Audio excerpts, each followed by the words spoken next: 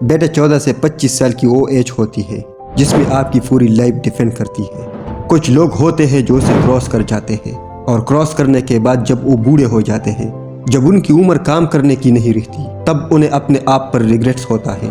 اس time پر نہ تو ان کے پاس خود کا گھر ہوتا ہے اور نہ ہی اتنا پیسہ ہوتا ہے کہ وہ اپنی ہر خواہش کو پوری کر سکے۔ تب انہیں اپنے آپ پر پچھتاوا ہوتا ہے کہ کاش اس ٹائم پر میں نے یہ کیا ہوتا، کاش وہ کیا ہوتا۔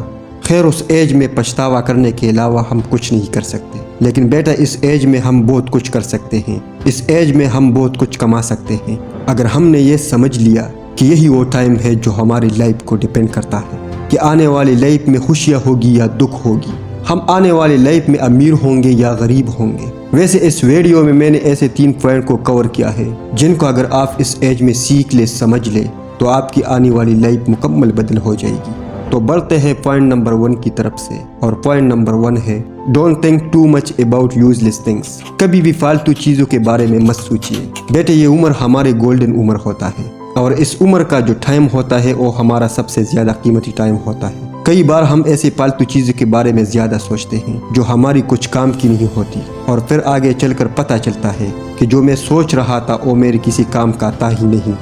فار ایگزامپل، کسی نے کچھ کہہ دیا تو ہم نے اسے دل پر لگا لیا۔ بار بار یہ سوچنا کہ وہ کیا کہیں گے، ان چیزوں کے بارے میں سوچ کر آپ کو کچھ بھی نہیں ملنے والا، بلکہ آگے چل کر آپ کو پتہ چلے گا کہ یہ کچھ کام کا تھا ہی نہیں۔ تو اگر اس چیز کو آپ اس ٹائم پر سمجھ لیں تو آپ کو آگے چل کے کوئی ریگریٹس نہیں ہوگا۔ دوسرا پوائنٹ ہے ٹیک رسک۔ بیٹے زندگی میں رسک لو، کیونکہ یہی وہ ایج ہے جس میں آپ رسک لے سکتے ہو، کیونکہ آگے چل کے تو رسک لینے میں بھی رسک ہے، کیونکہ آنے والی لائف میں پوری فیملی کی رسپانسبلٹی آپ کے اوپر آنے والی ہے۔ اس ٹائم پر آپ کے من میں ڈر رہے گا کہ رسک لو یا نہ لو، اور میکسیمم لوگ اپنی فیملی کے بارے میں سوچ کر رسک نہیں لیتے، اور جہاں پر ہے جو کر رہے ہیں اسی کو کر کر اپنی پوری لائف کو بتا دیتے ہیں۔ لیکن آپ کے پاس موقع ہے، رسک لو اور کچھ ایسا کرو کہ دنیا دیوانی ہو جائے۔ انگلش میں ایک کوٹ ہے، if you risk nothing you are risking everything۔ اگر آپ رسک نہیں لے رہے تب ہر چیز کا رسک لے رہے۔ تو لائف میں اگر اپنی ایک الگ پہچان بنانی ہے، ایک الگ لیول پہ جانا ہے، تو رسک لینا ہی پڑے گا۔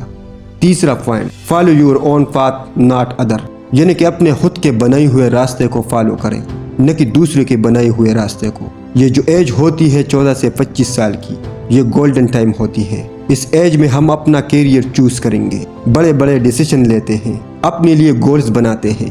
اس جرنی میں آپ کو ہزاروں لوگ ملیں گے جو آپ کو صلاح دیں گے، لیکن صرف 2-3 لوگ ہی ملیں گے جو آپ کا ساتھ دیں گے۔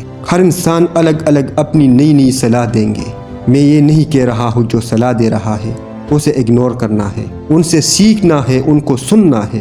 سنو سب کی لیکن کرو دل کی۔